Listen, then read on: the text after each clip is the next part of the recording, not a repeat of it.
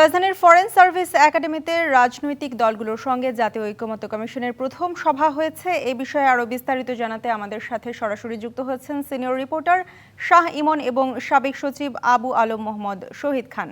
শুরুতেই আমি ইমন আপনার কাছে আসতে চাই, জাতীয় ঐকমত্য কমিশনের সভার সর্বশেষ কি তথ্য আছে আপনার কাছে বিস্তারিত জানাবেন।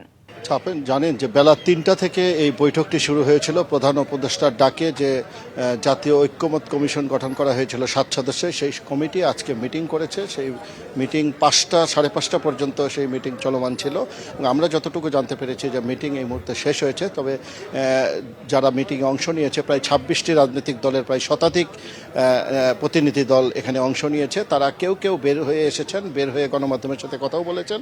তবে বড় যে কয়েকটি রাজনৈতিক দল রয়েছে, বিএনপি এবং জামাত সহ আরও বেশ কিছু দল, তারা এখনও ভিতরে অবস্থান করছে। তারা কিছুক্ষণ পরে বের হলে তাদের প্রতিক্রিয়া জানাবে।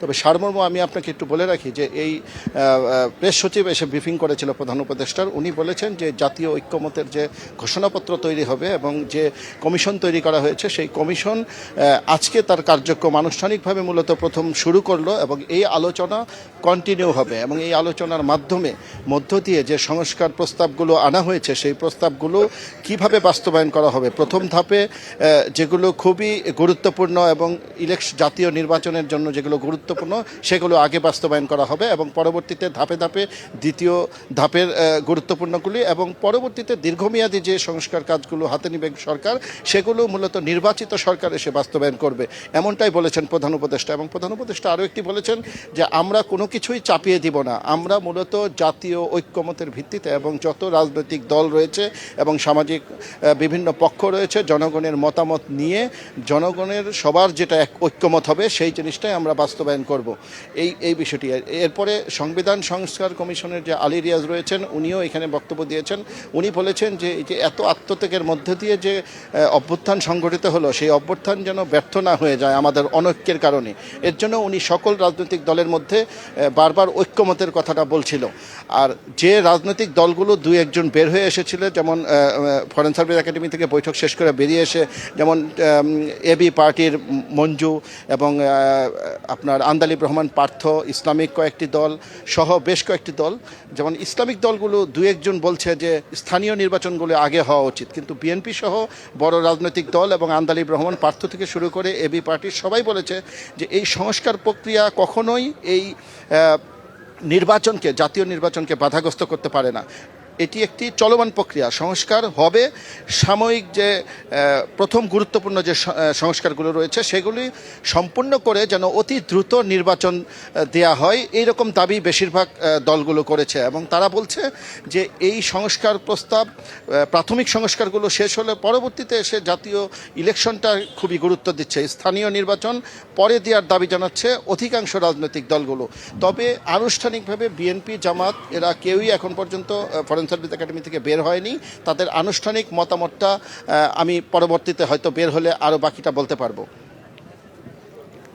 ইমন, আপনাকে অসংখ্য ধন্যবাদ। আমাদের সাথে আরও আছেন সাবেক সচিব আবু আলম মোহাম্মদ শহীদ খান। আপনাকে স্বাগত জানাচ্ছি আমাদের ডিবিসি সংবাদে। আপনি শুনছিলেন আমাদের স্টাফ রিপোর্টার শাহ ইমন বলছিলেন যে জামাত সহ জামাতে ইসলামী দল এবং হচ্ছে যে বৈষম্য বিরোধীরা তারা চাইছে আগে স্থানীয় নির্বাচন, কিন্তু বিএনপি এবং সমমনা দলগুলো চাইছে আগে জাতীয় নির্বাচন। এই আগে পরে নিয়ে আসলে সংখ্যাটা কি? এখনই তো কেবল শুরু হলো ঐক্যমত্য কমিশনের কাজকর্ম, সুতরাং অনেক আলোচনা হবে, অনেক কিছু নিয়ে পক্ষ বিপক্ষ থাকবে, অনেক মতামত থাকবে এবং ভবিষ্যতে হয়তো আমরা একটা ঐক্যমত্যে পড়তে পারবো।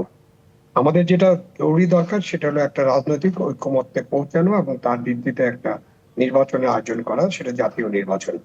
স্থানীয় সরকার নির্বাচন আগে না পরে, এটা নিয়ে কিছুটা মতভেদ দেখা যাচ্ছে। মতভেদের কারণও আছে। আমরা যদি স্থানীয় সরকার নির্বাচনের বিষয়গুলো আলোচনা করি, তাহলে আমাদের জেনারেল আইয়ুব খানের সময় ফিরে যেতে হবে। উনি যখন ক্ষমতা নিয়েছিলেন, ক্ষমতা দখল করেছিলেন, তখন উনি একটা বেসিক ডেমোক্রেসি চালু করেছিলেন এবং স্থানীয় পর্যায়ে নির্বাচন এর মধ্য দিয়ে তিনি ক্ষমতাটা পাকাপোক্ত করেছিলেন এবং একটি রাজনৈতিক দল গঠন করেছিলেন। একইভাবে অন্যান্যরা যারা দল ছাড়া যারা ক্ষমতায় আছে, তৃতীয় পক্ষ, জেনারেল জিয়া, জেনারেল এরশাদ, তাদের দুজনের আমলেও আমরা দেখেছি যে জাতীয় নির্বাচনের আগে তারা স্থানীয় সরকার নির্বাচন করেছেন, সেখান থেকে তারা দলটা গঠন করার চেষ্টা করেছেন।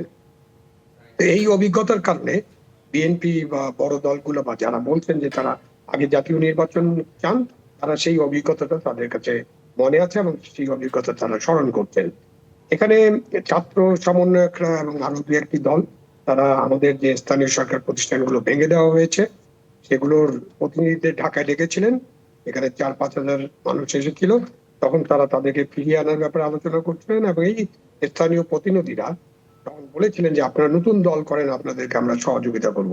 সেই কারণে ওই যে আগের অভিজ্ঞতা এবং বর্তমান যে একটা প্রেক্ষাপট, সে কারণে অনেকেই মনে করছেন যে জাতীয় নির্বাচনের আগে স্থানীয় সরকার নির্বাচন করাটা ঠিক হবে না।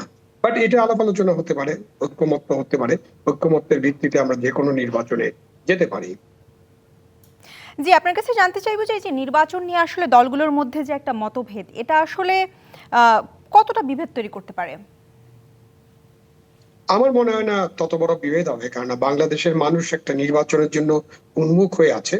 আপনি 14, 18, 24-এ বাংলাদেশের মানুষ কোনো নির্বাচনে ভোট দিতে পারেনি, সুতরাং তারা যেহেতু ভোট দিতে পারেননি, তারা একটা ভোট দিতে চান এবং আমাদের যে তরুণ জেনারেশন যারা আছেন, তারা গত 10 বছর ধরে যারা ভোটার হয়েছে, নতুন ভোটার, তারা কেউই কিন্তু ভোট দিতে পারেননি। সুতরাং মানুষ ভোট দেওয়ার জন্য উন্মুখ, কিন্তু মানুষ ভোট দেওয়ার একটা পরিবেশ চায়, নির্বিঘ্নে ভোট দিতে চায়, নিজের ভোট নিজে দিতে চায় এবং ভয়ভীতিহীন পরিবেশে, উৎসবমুখর পরিবেশে ভোট দিতে চায়। সেই ভয়ভীতিহীন উৎসবমুখর পরিবেশ, স্বচ্ছ নির্বাচন, নিরপেক্ষ প্রশাসনের অধীনে নির্বাচন, এটাই হলো এখন মানুষের আকাঙ্ক্ষা। সুতরাং এই বিষয়ে ঐক্যমত্যে পৌঁছাটা খুব বেশি কঠিন হবে বলে আমি মনে করি না, এবং তারা নিশ্চয়ই একটা ঐক্যমত্যে পৌঁছতে পারবেন। সকল রাজনৈতিক দল নিজের সুবিধা মতো কিছু তো তাদের থাকেই, তাদের লক্ষ্য থাকে, তারা চিন্তা করেন তাদের দলের কিছু সুবিধা হবে, তারা কিভাবে নির্বাচনে বিজয় অর্জন করতে পারবেন, এই ধরনের প্র্যাকটিস তো তারা নেবেন। সুতরাং বড় নির্বাচনে যখন সিদ্ধান্ত হয়ে যাবে, তখন তারা হয়তো একসাথে কাজ করে নির্বাচনটাকে সুন্দর, স্বচ্ছ, জবাবদিহিমূলক এবং জনগণের ভোটাধিকার নিশ্চিত করার জন্য কাজটা করবেন। মোহাম্মদ শহীদ খান, আপনার কাছে আরো একটা বিষয় জানতে চাই যে প্রেস সচিব শফিকুল আলম বলেছেন যে কিছু সংস্কার বর্তমান সরকার করবে আর বাকিগুলো পরে নির্বাচিত সরকার করবে। আদৌ আসলে প্রস্তাবিত সংস্কারগুলো মানে কতটা বাস্তবায়িত হবে বলে আপনি মনে করছেন? আমাদের তো সংস্কার বাস্তবায়ন করার অন্য কোনো অন্যতা নাই, বিকল্প নেই। সুতরাং আমাদের যে সংস্কার আছে, সংস্কার নিয়ে আমরা যে কথাগুলো বলছি সেগুলো হলো চলমান প্রক্রিয়া।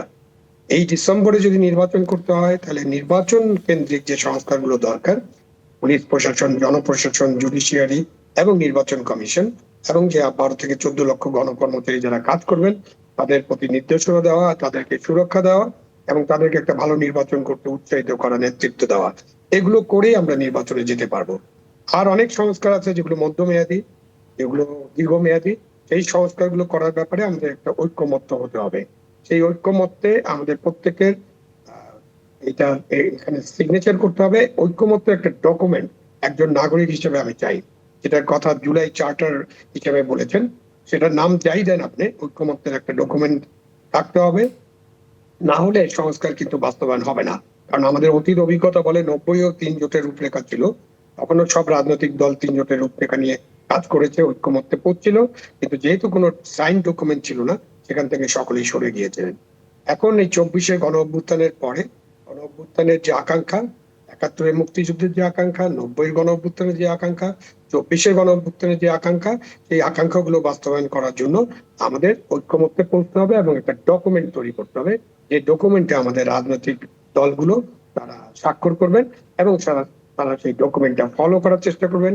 তাদের ঘোষণাপত্র, তাদের গঠনতন্ত্র এবং তাদের যে নির্বাচনী ইশতেহার, সেখানে তারা সেগুলোকে প্রতিফলিত করবেন।